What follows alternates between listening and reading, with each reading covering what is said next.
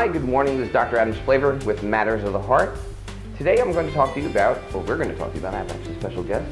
I'm Suzanne Fisher, I'm a registered dietitian. And we're going to talk to you today about fats. It seems that this time of year, fats and oils are used a lot more often than we use during the year. And for some reason, over the years, fat and oil have gotten a bum rap. Turns out, over past several decades, there was a study that came out by Dr. Ames called the 7-Country Study. And in that study, Dr. Ames concluded that the more fat you had in your diet, the more likely you were to have cardiovascular disease, have stroke, and even certain types of cancer.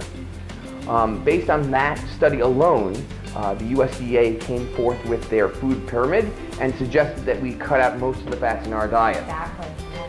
So, as it turns out, when we go back and actually rehash that data and we look at that data, it turns out that Dr. Ames kind of fudged the data and left out a number of other countries. There were actually over 30 countries that were studied. And when you look at the data as a whole, it turns out that, believe it or not, fats were actually not the cause of cardiovascular disease or didn't correlate with cardiovascular disease or these other problems, but actually with the refined sugars. The refined sugars. So, which is actually astounding. So here we have a study that influenced the diet patterns of an entire country and possibly even the Western world, and it was all based on false information. So today I thought it would be appropriate if Suzanne could talk to us about, specifically about fats and oils, and the difference between good fats and bad fats, and maybe what we can do to make some substitutions, because not all fats are created equal. Not all fats are created equal, and I'm a big proponent of adding good, healthy fats to your diet. I remember the time of the Snackle cookies. I'm sure the rest of us do. Those green boxes in the store we all gravitated towards when we were told that fat was evil. So we looked for anything that said non-fat on the label, but that is not the case anymore, and I recommend fat for all my clients. So there's a lot of different types of fats to choose from. In this section, we have more of the unsaturated fatty acids, which are the ones we really do want to incorporate into our diets. And some examples of those are olive oil. We also have some nice vegetable oils, which actually have a lower smoke point. So if you're going to do any frying, I do recommend that you use some vegetable oils. Some other sources of unsaturated fat, monounsaturated fatty acids, are your nut butters. And also we have sesame oil.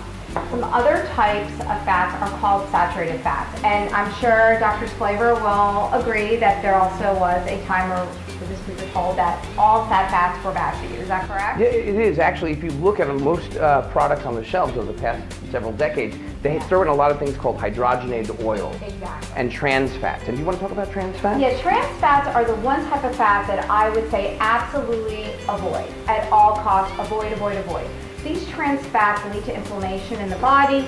They promote free radicals within the body, and some examples would be something like this: Crisco oil, some of your top margarines. So what you really want to look for in your margarines is for it to say 0 grams of trans fat. If you're going to be buying any type of fat, you want to make sure it's non-hydrogenated. That's your most important thing. Now, all of your saturated fats and your trans fats are going to be solid at room temperature. That's how you know that they are saturated fat. Where you can tell by this olive oil, it is liquid at room temperature, so this is going to be an unsaturated fat. If you are watching your weight, however, just be aware they do have 9 calories per gram. They are still very calorically dense. If you are watching your weight, you just want to make sure you eat these in moderation. And one way that I like to portion fat out is to buy one of these little pump canisters, like a little misto, and you could actually pour your own olive oil into it and spray it over your food before you cook. You could spray it in your pan, spray it over your food before you fry in the oven, and it makes a lower calorie option. That's awesome. Yeah. Out of curiosity, can you talk to us a little bit more about the idea of solid fats? You know, I see that we have here coconut oil. Coconut oil is solid at room temperature. Do you want to talk about that? Sure. This coconut oil is a saturated fat. It has different chemical bonds from the unsaturated fatty acids. The one thing about coconut oil that sets it apart from other what are considered hard healthy fats, coconut oil does have what's called medium chain triglycerides in it. It still is saturated. It has about 15% medium chain triglycerides. So that 10 times fast? Yes. That's why we call it MCT oil. MCT oil makes it a lot easier. Medium chain triglycerides, MCT. So it does contain MCT in it.